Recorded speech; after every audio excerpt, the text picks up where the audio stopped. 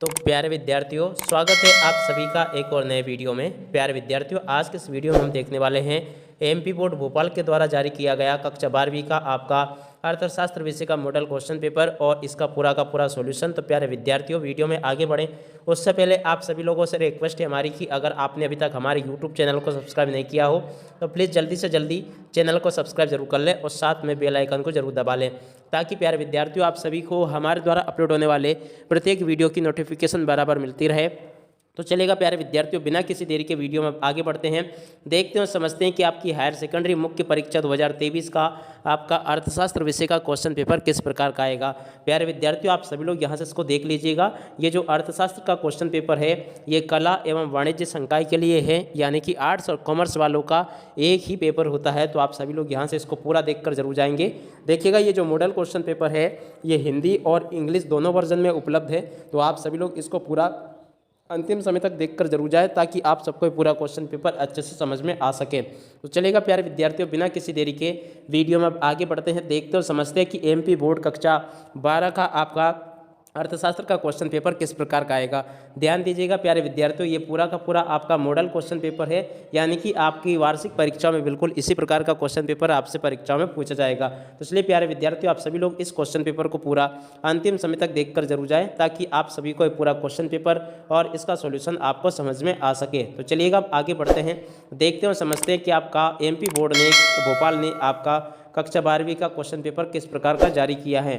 ध्यान दीजिएगा प्यारे विद्यार्थियों, पूरा का पूरा मॉडल क्वेश्चन पेपर है, इसलिए आप सभी लोग इसको पूरा अंतिम समय तक देखकर जरूर जाएंगे, तभी जाके आपको पूरा ये मॉडल क्वेश्चन पेपर और इसका सॉल्यूशन आपको समझ में आ पाएगा। तो चलिएगा अब आगे बढ़ते हैं, समझते हैं आपके पूरे क्वेश्चन पेपर को। देखिएगा, यहाँ पर स्पष्ट रूप से लिखा है हायर सेकेंडरी मेन एग्जाम 2022-23 अर्थशास्त्र यानी कि कला संकाय का और वाणिज्य संकाय का क्वेश्चन पेपर आपका सेम टू सेम इसी प्रकार का होने वाला है। तो चलिएगा अब आगे बढ़ते हैं, समझते हैं आपके पूरे क्वेश्चन पेपर को। देखिएगा प्यारे विद्यार्थियों, यहाँ से आपसे सबसे पहले सही विकल्प चुनने को पूछे जाएंगे। आप सभी लोग यहाँ से इनको देख लेंगे और समझ लेंगे।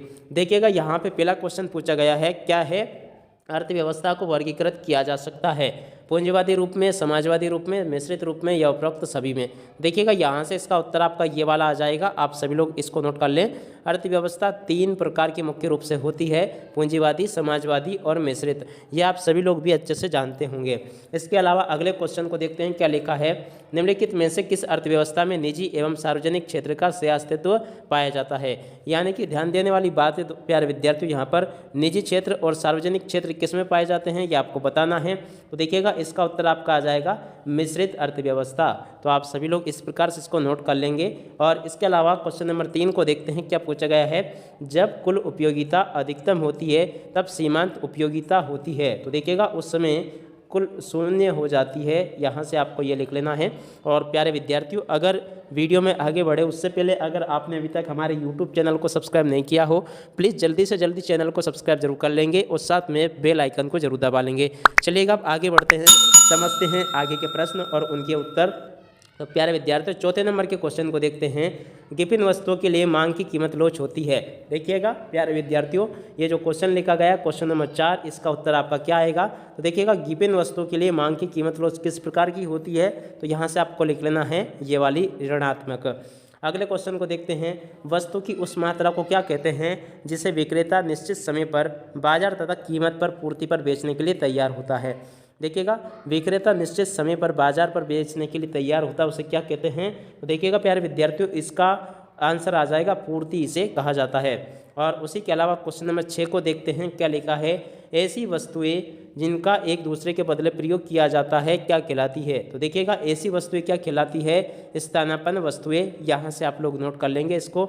और इसके अलावा क्वेश्चन नंबर 7 को देखते हैं, उपभोक्ता का संतुलन उस बिंदु पर होता है जब। देखिएगा, 7वें नंबर का जो क्वेश्चन लिखा गया है यहाँ से आपको लिख लेना है, जब सीमांत उपयोगिता बराबर मूल्य होता है इस समय संतुलन बिंदु होता है। तो आप सभी लोग इस प्रकार से इसको नोट कर लेंगे। और अगर आप इंग्लिश मीडियम से हो तो यहाँ से आप सभी लोग इसको नोट कर लें, इसका आंसर ये हो जाएगा। और इसके अलावा इसके दूसरे का आंसर आपका ये वाला होगा, मिस्ड। इसके अलावा which that T U become maximum. तो आप सभी लोग यहाँ से ऊपर जिस प्रकार से मैंने आपको बताया था, आप सभी लोग यहाँ से इनको देख लेंगे, इसका आंसर आपका 0 आ जाएगा। और उसके अलावा गिवन का इसको आपको ये नेगेटिव कर लेना है। और इसके अलावा 5वें नंबर का जो क्वेश्चन पूछा गया था, आप सभी लोग इस प्रकार से इसको देख लेंगे। तो इस प्रकार से आप सभी लोग यहाँ से समझ लें इसको। और इसके अलावा क्वेश्चन नंबर 2 में जिसमें कि आपसे रिक्त स्थानों की पूर्ति पूछी गई है। देखिएगा पहला क्वेश्चन पढ़ते हैं, अल्पकालीन उत्पादन फलन की व्याख्या किसके द्वारा की जाती है। तो देखिएगा ये थोड़ा सा कन्फ्यूजन वाला क्वेश्चन है, पर यहाँ पे आप ये लिख सकते हो साधनों के प्रतिफल द्वारा की जाती है। प्रतिफल यहाँ से पूरा लिख लेंगे। इसके अलावा अगले क्वेश्चन को देखते हैं, अवधि में स्थिर लागत नहीं होती है। तो यहाँ से आपको लिख लेना दीर्घ अवधि में। इसके अलावा अगले क्वेश्चन को देखते हैं, क्या लिखा है, उत्पादन बंद कर देने पर भी परिवर्तनशील लागत सीमांत लागत केवल लागतों पर निर्भर करती है। कौन सी लागतों पे?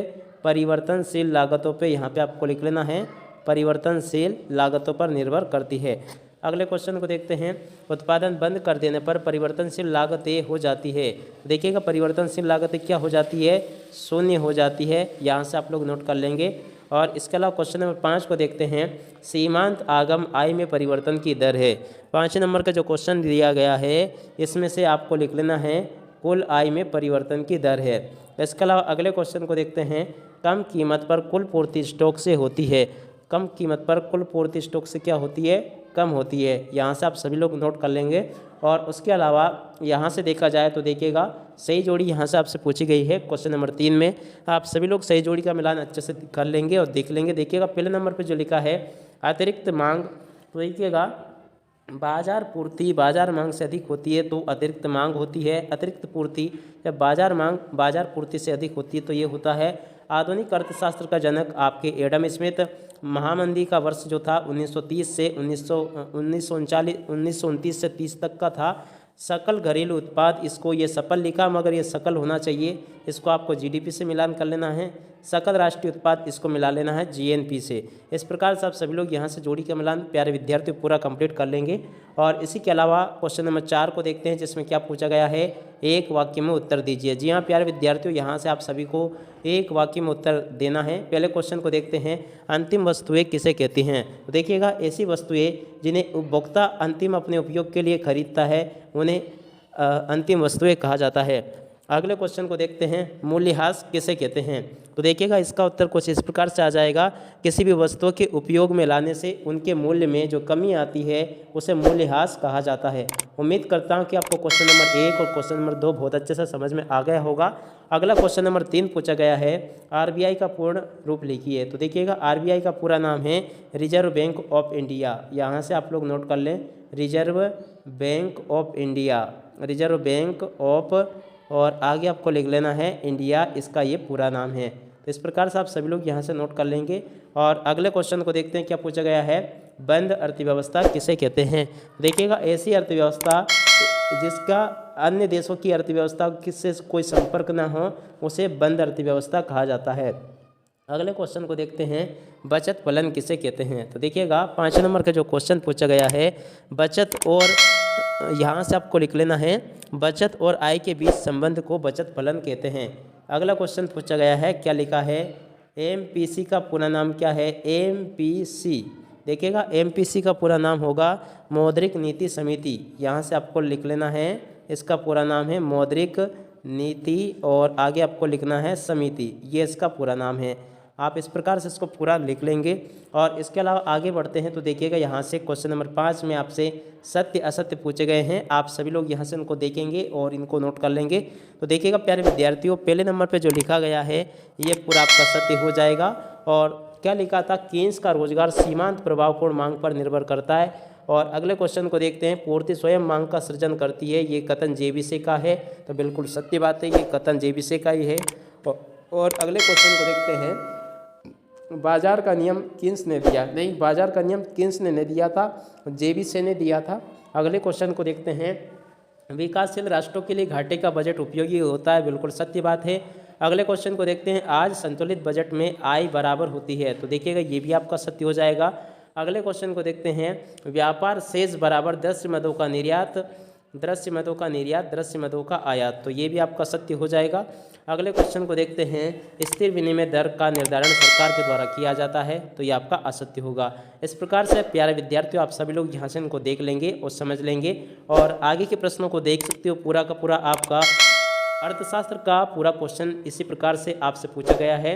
आदर्शक अर्थशास्त्र किसे कहते हैं, बाजार अर्थव्यवस्था किसे कहते हैं, कुल लागत किसे कहते हैं, इस प्रकार के प्रश्न आप सबसे परीक्षा में पूछे गए हैं। आप सभी लोग यहाँ से इनको देख लें और समझ लेंगे। सीमांत लागत का अर्थ लिखिए। उच्चतम निर्धारित कीमत किसे कहते हैं, न्यूनतम निर्धारित कीमत किसे कहते हैं, संतुलन कीमत किसे कहते हैं। इस प्रकार से जो भी यहाँ पर आपको क्वेश्चन नज़र आ रहे हैं, आप सभी लोग यहाँ से इनको नोट कर लेंगे और इनको लिख लेंगे। पूरा का पूरा आपका पेपर में इसी प्रकार के क्वेश्चंस परीक्षाओं में पूछे जाएंगे। आप सभी लोग यहाँ से इनको देख लें और इनको समझ भी लेंगे। और आगे भी आप लोग यहाँ से इन प्रश्नों को देख सकते हो क्या पूछे गए हैं। देखिएगा, गुणक किसे कहते हैं, मितव्ययिता का विरोधाभास क्या है, न्यून मांग के कोई दो कारण लिखिए। इस प्रकार से आप सभी लोग यहाँ से इन प्रश्नों को अच्छे से देख लेंगे और समझ लेंगे। टोटल आपके क्वेश्चन पेपर में इसी प्रकार के प्रश्न आपसे परीक्षा में पूछे जाएंगे। अवमूल्यन तथा मूल्यह्रास को समझाइए।